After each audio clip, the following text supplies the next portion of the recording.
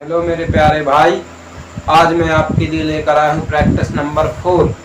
आ जाइए तो सभी लोग अपने अपने पेन कॉपी लेकर। देखिए, प्रैक्टिस सेट का मतलब होता है खुद से लगाना। मैं आपको बताता जाऊंगा अगर नहीं बनेगा तो, लेकिन आपको भी पहले कोशिश करना है लगाने की, ठीक है। प्रैक्टिस क्योंकि आप लोग का कोई वीडियो देख के नहीं होता है, वीडियो देखने लगी बस प्रैक्टिस हो गई, करना भी है कुछ, ठीक है। यहाँ पर तो मैं कर रहा हूँ तो मेरी प्रैक्टिस हो रही, आप लोग भी कुछ करें, ठीक है। तो जल्दी से देखिए, क्वेश्चन नंबर पहला है, सुधा अपनी आय का 15% बचाती है। यदि उसका व्यय 20% बढ़ता है और बचत में 60% की वृद्धि होती है तो उसकी आय में कितने प्रतिशत की वृद्धि हुई। देखिए, आय बराबर क्या होता है, आय बराबर होता है खर्चा प्लस बचत,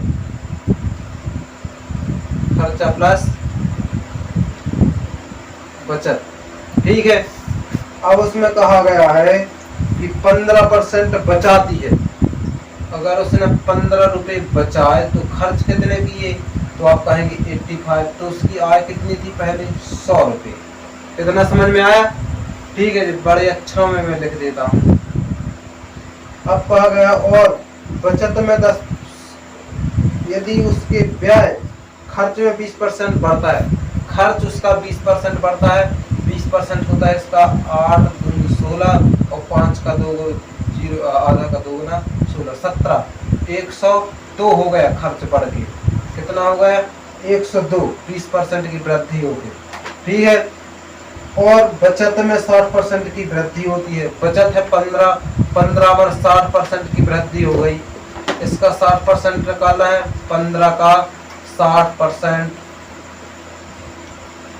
0 से 0, 5 3 15, 5 2 10, 2 3 3 का 9, 15 9 कितने होते हैं, 15 और 9 होते हैं 24, 24 हो गई। कितने से बढ़ के, 60% बढ़ा है। तो आपसे पूछा है कि आय पर क्या फर्क पड़ा। अब देखिए, बचा रहा 24 रुपए, खर्च कर रहा है 102 रुपए, तो आय उसकी कितनी हो जाएगी, तो आप कहेंगे 126।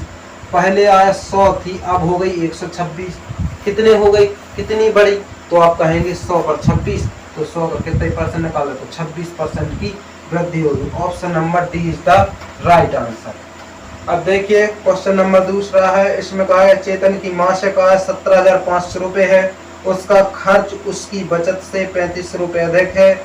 यदि वह अपनी बचत का 45% दान में देता है तो उसकी बचत की शेष राशि ज्ञात कीजिए। अब देखिए, इसमें मैंने बताया कि क्या होता है, व्यय प्लस खर्चा प्लस बचत बराबर है खर्चा प्लस बचत बराबर आय। तो उसकी आय है 17,500 रुपए। फिर कहा गया है उसका खर्च उसकी बचत से 35 रुपए अधिक है। यदि उसका खर्चा अधिक है किससे, बचत से, तो इसको माइनस लेते हैं, लेते कि नहीं, बचत से कितना अधिक है, 35 रुपए अधिक है। तो यहाँ से आप खर्चा और बचत नहीं निकाल सकते। मैंने बताया था x प्लस वाई बराबर कुछ दिया हो, x माइनस वाई बराबर कुछ दिया हो, तो डायरेक्ट x और y की वैल्यू निकाल सकते। तो यहाँ से x की वैल्यू मतलब पहला बार, तो खर्च यहाँ से कितना निकल के आएगा, दोनों को जोड़ के आधा कर दीजिए, तो दोनों को जोड़ेंगे तो कितने हो जाएगा, 18 और 3 21, 21,000 का आधा कितना होता है, आप कहेंगे 10,500, ठीक है। अब यहाँ से बचत डायरेक्ट निकाल सकते कि नहीं, घटा के आधा, इसको घटाएंगे तो कितना, 13,000, 13,000 का आधा कितना होता है, 12,500, 12,500 है, 13,000 का आधा होता है 6,500, सॉरी, ठीक है। अब आपसे पूछा है, एक सेकंड, यहाँ से बचत निकालेंगे तो कितनी आएगी,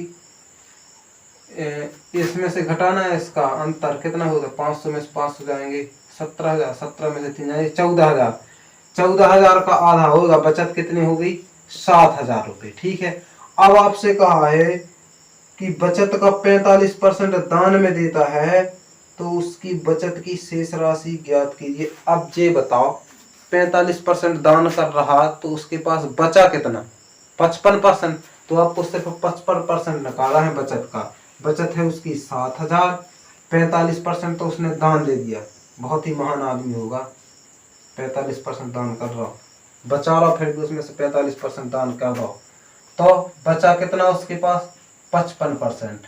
तो आपको 55% इसका निकालना है। ठीक है, 2 जीरो से 2 जीरो, 7 पन्ने 35 की 5, 7 पन्ने 35 और 3 38 और 1 जीरो जहाँ का तहाँ। 3,850 रुपये इस क्वेश्चन का आंसर है, जो कि option number B is the right answer. Okay, देखिए इसमें कहा 2 व्यक्ति संसद के चुनाव में खड़े हुए। 2 व्यक्ति हैं, जीतने वाले उम्मीदवार ने डाले गए कुल मतों का 57% मत प्राप्त किए। अब देखिए जो जीता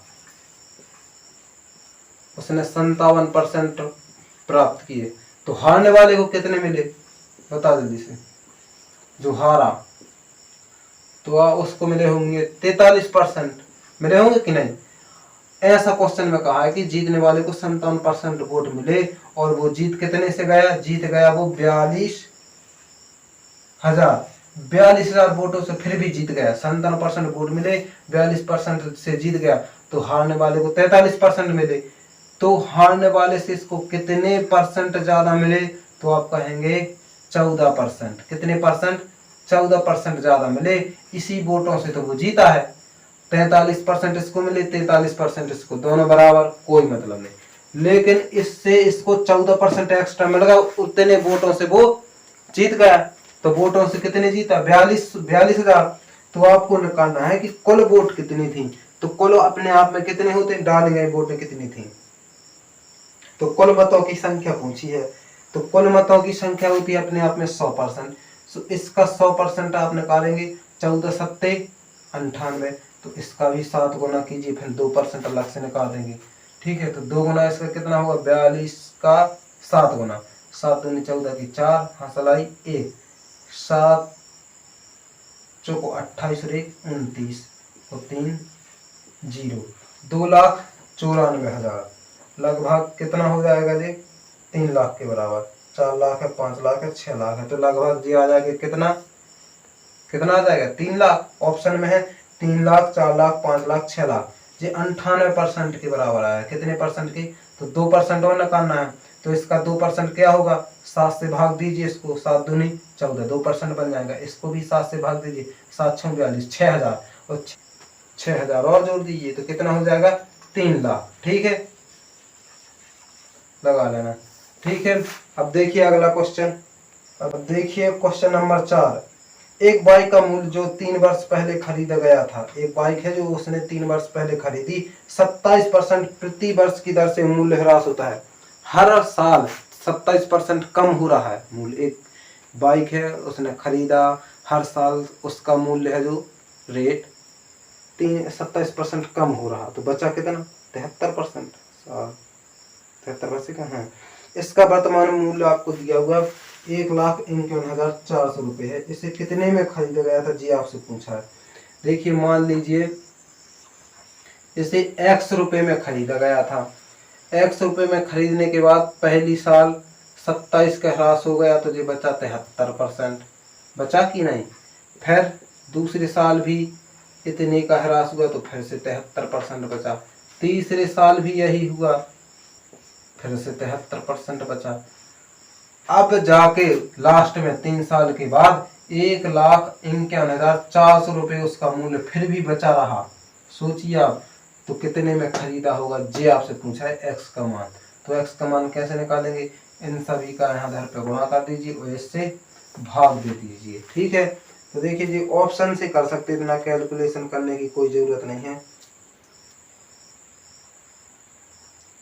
देखिए क्या हो सकता है इसका आंसर,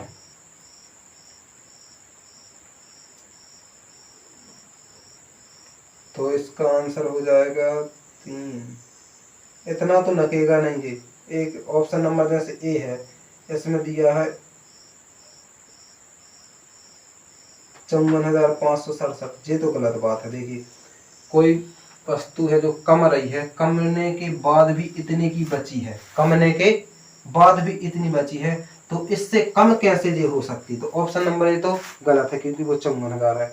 और ऑप्शन नंबर बी है वो 10,000 है, ये भी इम्पॉसिबल है। ऑप्शन नंबर सी देखिए इसमें लगा है 3,89,186, ये हो सकता है। और डी नंबर है 65,431.403 408 रुपये, तो ये तो हो ही नहीं सकता। ये बताओ कोई वस्तु है उस वो लगातार कम होती जा रही, क्या हो रहा, कमी हो रही, और कमने के बाद इतनी बच रही, तो इतने से कम तो वो वस्तु रही नहीं होगी। इतना तो कॉमन सेंस सभी लगाते हैं, लगा सकते ना, नहीं लगा सकते तो भाड़ में जाओ। ठीक है, करते रहो गधे जैसी मेहनत, नाला है। अब देखिए, अब अच्छे से सुनना, कोई वस्तु है वो लगातार कम हो रही 3 साल तक, फिर भी इतनी बची, तो इससे तो ज्यादा ही वो रही होगी वस्तु, समझो।